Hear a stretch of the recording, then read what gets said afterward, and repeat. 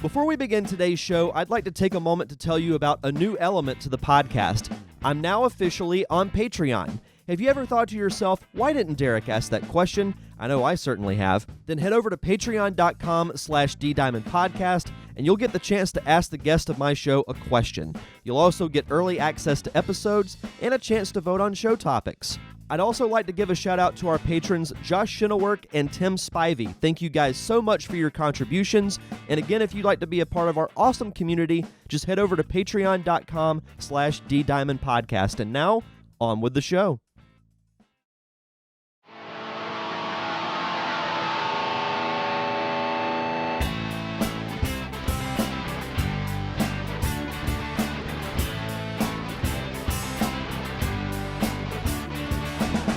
Welcome to the Derek Diamond Experience podcast, where every week I take a look inside the world of film and television with those who have lived it and experienced it. I'm your host, Derek Diamond, and I am happy to welcome to the show this week producer, director, and writer Suzanne DeLaurentiis. Suzanne, how are you? Hi there. Great, thank you. Absolutely. Yeah, thank you so much for taking the time to do this show. It's interesting because I mentioned this on the show last week. It's been really cool connecting with people like yourself and other filmmakers through, and I got to give them a shout out, the October Coast PR group, who I've actually been working with behind the scenes for I think maybe a year, maybe a little bit more. Time kind of all runs together at this point, but it's been really cool to connect with, several filmmakers throughout the last year or so. So happy to talk with you. Well, it's a pleasure. For sure. So just going to kind of dive right in, because I feel like this has kind of been the almost ad nauseum question that I've asked everyone since March. But how have you been handling the COVID-19 pandemic, and how has it been affecting your career? Well, obviously it's a pandemic, so we don't have a lot of freedom to sort of go business as usual. But so far, we've been pretty lucky. We've cut our crews down to a very small group. We're being very careful. Everybody gets tested. They have their temperatures taken. We're still continuing to shoot. We actually have 2 television shows that we've been shooting for the last couple of months. And, we just have to keep it small and keep it safe. And I've been curious about that too, because I know everything shut down for the longest time, like completely. But I've heard over the last, month or so that productions in Georgia and other areas have slowly started to resume. And I'm assuming they're all, what you've been talking about as far as being a smaller scale, everyone getting tested and everything. So it's good that the industry is slowly starting to come back. Well, listen, I hope so. Again, we don't know what the future holds. We just have to be very careful and keep our fingers crossed that we can continue working without having another complete shutdown. Again, I see the COVID numbers are rising, so I have a feeling that might be coming sometime soon. Hopefully it doesn't lead to that, because it's been nice kind of seeing a little bit of normalcy. I've also told people that I don't think what we knew as normal pre-COVID will ever be like that again. Like, I think there will be some certain levels of precaution taken, even after the pandemic ends, but hopefully the numbers won't rise too much more and we can continue to, have productions and getting to see new content. No, I have to agree with you, Derek. I think in the future, this is going to be somewhat the new normal. And I also want to mention today is Veterans Day, which is one of my very favorite days of the year. And my company has an organization called Operation Hollywood, and we train wounded veterans to work on our film sets. Oh, that's so cool. Yeah.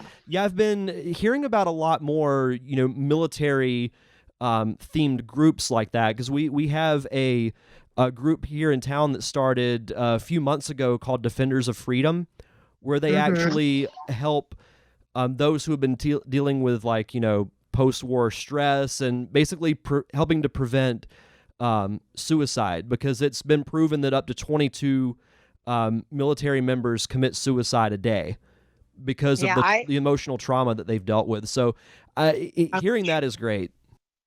Yeah, I actually think that number is a little higher than that. I work with quite a few veterans groups, and I think part of the problem is that when they do call in for help, or they do call in to try to schedule appointments to see counselors or get help, they're put on a wait list for months and months and months. So that's one thing that we've got to figure out a way to change. For sure. What was it that made you initially want to work with the military with things like this? I grew up in a small town in central Jersey. It was about 15 minutes from Fort Dix and McGuire Air Force Base. So when I was a teenager, towards the end of the Vietnam War, I did a lot of volunteering with the USO. And it was quite an eye opener for me, the Vietnam War. As you know, there were so many men and women that were either injured or killed or didn't come home at all. And I just kept thinking to myself, I hope and pray there's something I can do. What can I do to help? So in the early 80s, I came up with this program, and it's just been so wonderful. We were actually presented with a civilian medal for the military for our philanthropy. That's great. Which was Great. quite an honor, I can tell you. I've won many filmmaking awards, but that medal was just I was just completely humbled by it. Well, I'm sure the gratification of knowing that. I mean, I know you put a lot of hard work into acting, producing. The film industry is a very hard industry to work in, but I imagine it can't compare to the gratification of helping, a military veteran who might have been, not in the greatest place, and you making a difference in that person's life has got to be worth it tenfold. Oh, it certainly is. I can tell you, it's definitely a privilege and a joy for sure. Absolutely. So, kind of backtracking a little bit, you said you grew up in Jersey. What was it that initially made you want to work in the entertainment industry? Was it something that you knew from an early age, or was it something that, came along a little bit later in life? My first cousin was Frankie Avalon. So when I was growing up, when I was a kid, we used to go see him play all the time, and I would go backstage and visit with him. And then I started singing and playing the trumpet like he did. And in my early teens, I did a lot of on and off Broadway. And then I had a nightclub act in the late 70s. And then in the early 80s, I started going behind the camera and more into film and television.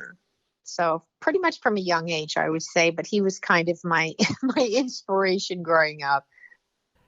Do you think that being in the background of theater, do you think that helped the transition to film and TV? Oh, I think so. Years ago, everybody started out in theater. It's very different now. In film and television, you don't necessarily have to have that background. But back in the 60s and 70s, I know that was really important to have those types of credits on your resume, especially if you were coming from New York and coming to LA. Well, and a lot of actors that I've talked to who started in theater, they say that because I respect theater acting so much because you have so much that you have to remember, and it's almost like you go out there with no safety net. If you're on set and you forget a line, you can always stop, look at the script or ask for your line, and then you continue. But with theater, you're out there in front of an audience, and if you mess up, it's almost like you have to make it, part of the show. And sometimes it can, work out to be a funny moment or even better than what was originally planned. But yeah, I respect the theater business so much because, like I said, it's like you're out there without a safety net. Right, pretty much. So you've worked in the industry for so long. How has the industry evolved since you began your film career? Oh my goodness. It's very, very different. I can tell you in the 70s and 80s, it was very much a male dominated business. It was hard for women, female directors and producers to break in. There was a very small amount of women at the time, that were in that business. However, that's really changed in the last 20 years. And I'm so happy to see that more women, and especially women of diversity, are now being recognized for their talents and their accomplishments in the film business. Well, it's really cool to see, especially, and I'm sure it goes back even farther, but I've especially noticed on screen the last several years there have been more female-led films. Like you look at the latest Star Wars trilogy, the main hero was a female. You look at Wonder Right. Woman, one of the best superhero films to me of the last decade. Obviously, Uh-huh. the lead is a female, so it's cool getting to see all these great actresses get the opportunity to not just be in a film, but to lead it and then do a great job doing it. Oh no, absolutely. Like I said, and especially, the diversity of women. There's so many more opportunities and so many doors now that have opened up. So the industry is definitely changing, but I think changing for the better. Something else I'm curious about, because I've mentioned this on my show too, but as someone who's been in the industry as long as you have, how do you feel about the introduction of the streaming media like Netflix and Hulu and Amazon Prime? Because back then it was like you had to go out to Los Angeles, it seemed like, to make films. And now you can go to Atlanta, you can go to New Orleans, you can really make a film with your phone. Because we have Right. like the iPhone has a good enough camera to where it's a decent looking film. So Right. how do you feel about the introduction of all these different avenues? And I got to throw in YouTube there as well, but a Right. lot of aspiring filmmakers have so many more avenues to showcase their work. Well, I think when you talk about that, then it's a great thing for people that they are, able to be in a business that was, kind of closed if you didn't have a connection or you didn't have a studio deal or you didn't have some kind of deal. It was impossible to have whatever you've made get shown.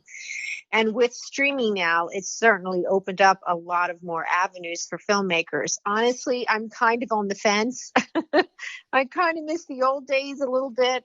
Streaming sometimes plays a bit of a monopoly, and now I think with a lot of the theater chains closing because of COVID, I think eventually people aren't going to be leaving their living rooms to watch anything anymore. I think everything's pretty much going to be all streaming at some point.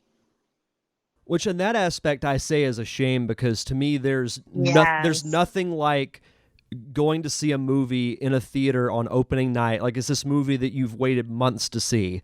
You get your ticket, Yes. you get your popcorn, you sit in your seat. It's Yes. like when The Force Awakens came out. I grew up a huge Star Wars fan, and when The Force Awakens came out back in 2015, just as soon as the logo popped on screen and just hearing the roar from the audience, you can't Right. replicate that sitting in your living room. Right. Oh no, I agree 100%. I think it's important that as humans, the socialization of just doing things like that is very important. Again, the isolation of the whole streaming platforms. I don't know how healthy that is. People aren't getting out and conversing with others, and being in the general population for entertainment. I'm not sure how healthy that's going to be for the future, but we may not have a choice.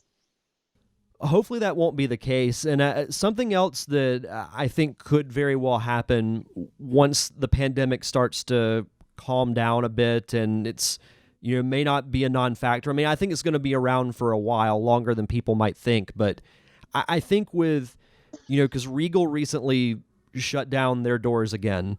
AMC, I Mhm. don't know, is very far behind. I think we could see the return of like your smaller, locally owned movie theaters. That aspect I think would be kind of cool.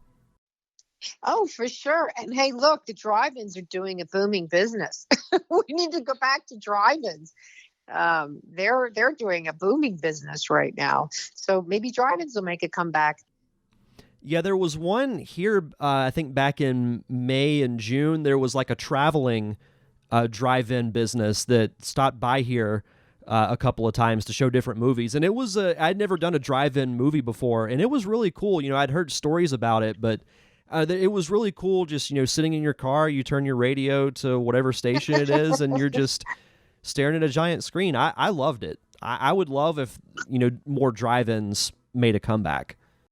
Oh, sure. I remember going to drive-ins in the 60s when I was a kid. That was the big thing that we used to look forward to. Nobody wanted to sit inside of a movie theater. You wanted to go to the drive-in. I mean, you could do that. You could also do, amphitheater style, like outdoor theaters.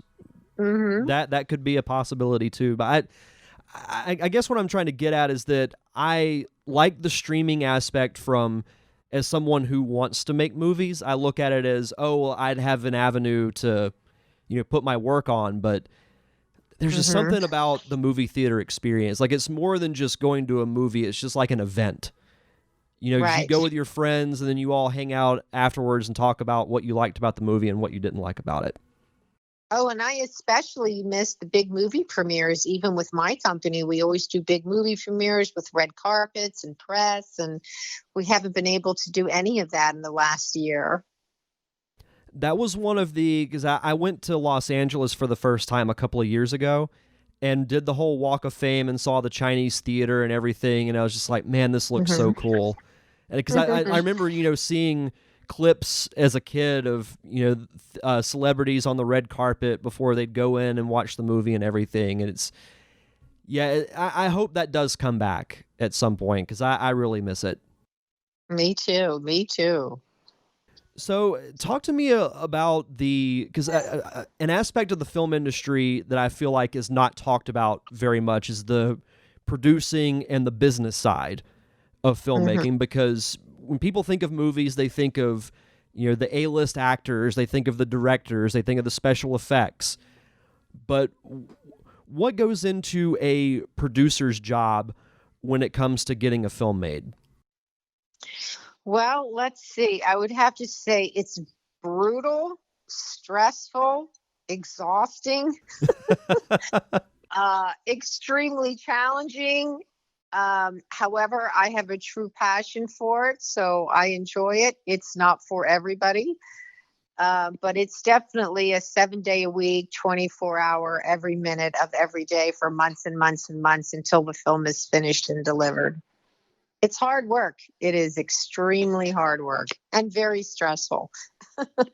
Well, and people don't think of the fact that there is that other side to film. I mean, it takes a lot of logistics, even to make a short film. Because I got to make one a couple of years ago, and it was something that I didn't realize until the process actually started. I was like, okay, I've got to make sure that the cast and crew are fed. I've got to make sure I've got the locations, all that type of stuff. I'd call it the less glamorous part of filmmaking, but it's very much a necessary part. Yes, it's organized chaos. I think that's a perfect description for it. Organized chaos. Yes, you really have to love it to do it because it's extremely hard work. But like I said, I have a passion for it, so I truly enjoy it. Well, and I think it speaks volumes to those who do it because it's almost like a thankless job. I feel like like producers are mentioned, but again, people don't really think of what all they actually have to do in order to get the movie off the ground. Right. Yes. So talk to me about. I wanted to talk to you about your one of your latest films, Middleton Christmas. Yes. So what was kind of the inspiration behind getting this movie made, and then how was the experience making it? Well, I wanted to do a holiday movie, but I didn't want to do sort of your typical run of the mill Christmas movie. There's a million of them. And I wanted to do something a little different. So with Middleton Christmas, we kind of had the Christmas formula of people falling in love and the group of students trying to save the school that's running out of funds in their small town. But then we added some other more of a real life drama feel to it, where one of the students gets into a car accident and one of the other students gives them a kidney for a kidney transplant. So it was really wonderful to sort of partner up with Life Legacy and Donate Life, big organ donor association, and we did a big event for them a couple weeks ago, just kind of educating people about being organ donors. So even though it was a feel-good Christmas movie, it also had a really important message as well. Which I think is important because, as you mentioned, when you think of holiday movie, you think of almost like the cheesy family dynamic of, you got the goofy dad, you have the overreactive mom, you have the kids who are always getting in trouble. And it's like, you've seen one Christmas movie, you've seen them all. But it's Right. good to hear that, you wanted to take that aspect, but put a little bit more of a different twist on it, because that's something that I've been noticing with a lot of these indie movies that I've been watching, is that they take the typical formula but add just that little bit of a twist to it to make it seem like almost a completely different experience. Yes, that's basically what we did. So, and I noticed that you were one of the writers for this Yes, movie. So, yes. So how was it? Because you've produced so much. What was it like being able to write and essentially conceive a story like this? Well, I mean, I usually do most of that on our projects. I'm usually the one that comes up with the creative idea and, kind of puts it together, and then we hire other writers to come in. So I've kind of worn that hat on several occasions. Okay, very cool. And I want to let you know about the other two shows we have coming out too. We have a show that I'm doing called Suzanne Saturday Night Scares, where I do wraparounds for old classic movies from the 70s. And then we have another show called Very Frightening Tales, which is kind of a spin-off of the Twilight Zone and Night Gallery and kind of Tales from the Crypt, where it's compilations of horror shorts, and that's called Very Frightening Tales. So both of those shows should be coming out this summer. Sign me up for both of those. Those actually sound really cool. I'll send you some info on them. Before we wrap up, I do want to ask my Patreon question for the week. Mm-hmm. This comes from Josh Shinnework. What's your favorite project you've ever worked on? I would have to say 10th and Wolf. It was a mafia drama I did 16 years ago. Bobby Moresco and Chaz Palminteri wrote it with James Marsden, Giovanni Ribisi, and the late Brad Renfro. That was my favorite one of all. Fantastic. I love that you were able to just jump right in and say, boom, I know my favorite one, because usually it's, people have to sit and think, but you just jumped right in. Yeah. That's my favorite. Love it. So as we start to wrap up here, this is where I usually ask about, one piece of advice you'd have to anyone who wants to work in the film industry. But we mentioned earlier about how it's become more prevalent of women having prevalent roles in film, whether it's directing, acting, whatever the case may be. Mm-hmm. What kind of advice would you have to an aspiring female filmmaker? One thing, you have to be extremely thick-skinned. I can't say that enough. You have to be able to let things roll off. You can't easily be rattled by things when they don't go your way. You have to have a passion and love what you do and do what you love. And be very thick-skinned, like I said. That's very good advice. And last question, do you have any website or social media you'd like to plug so the listeners can follow you? Sure. They can go to SuzanneDeLaurentiisProductions.com. We have Suzanne Saturday Night Scares on Instagram. They can just Google us and they'll be able to see all our social media platforms. You'll definitely have one new follower after we wrap up this interview. Well, it's been a pleasure, Derek. Thank you so much for having me on the show. So if you'd like to follow this show on social media, you can find me on Facebook, Twitter, and Instagram at DDiamondPodcast. If you want to subscribe to the show, it's available on Apple Podcast, Stitcher, Spotify, anywhere you get your podcast. Just search for The Derek Diamond Experience. I'm also on Patreon at patreon.com/DDiamondPodcast. And of course, thank you to my close friends, the Unicorn Wranglers, for providing the theme music for the podcast. You can check out all their music on Apple Music, Google Play, and Spotify. That's going to do it for this week's show. Enjoy the rest of your week. Have a safe and fun weekend. Thank you for tuning in to another awesome episode of the Derek Diamond Experience. I'm your host, Derek Diamond, and we'll see you guys back here next Thursday.